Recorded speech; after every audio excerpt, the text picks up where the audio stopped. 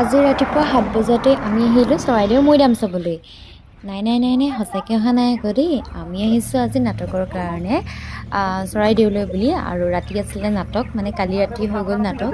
আৰু পিছদিনাখন এয়া চাওক। আৰু এই ভিডিঅ'টো অৱশ্যে মানে আপলোড কৰা বহুত বেছিয়ে দেৰি হৈ গ'ল দেই। আৰু সেই তাৰ কাৰণে চৰি। আৰু এইফালে চাওক, চৰাইদেউলৈ বুলি আহিছিলোঁ, মানে আমি ঘূৰি যাওঁতে বোলো অকণমান চাই মেলি যাওঁ।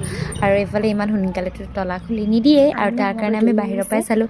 সঁচাকৈ ইমান ধুনীয়া, চাওকচোন বাৰু, আমাৰ অসমতে ইমান ধুনীয়া ধুনীয়া চাবলগীয়া জেগা আছে, অথচ আমি আহিবলৈ সময় নাপাওঁ। আৰু এইফালেদি আমি চাওক, আজি মেলাও আছিলে, আৰু মেলা শেষ কালিয়ে হ'ল। মানে এয়া চাওক, আমি অকল মানে বাহিৰৰ সেইখিনিহে দেখিবলৈ পালোঁ, বাকী একোনে চব শেষ। আৰু আহি এয়া চাওক ৰংঘৰ, আৰু ৰংঘৰৰ সেই একে অৱস্থা, গেটত তলা, বাহিৰৰ পৰাই দুকপিমান ফটো উঠিলোঁ, আৰু কুকুৰকেইটাৰ লগত অকণমান দেৰি টাইম স্পেণ্ড কৰিলোঁ। আৰু বাহিৰৰ পৰাই দুকপিমান ফটো উঠিলোঁ। আপোনালোকো কিন্তু এনেকৈ সোনকালে নাহিব দেই।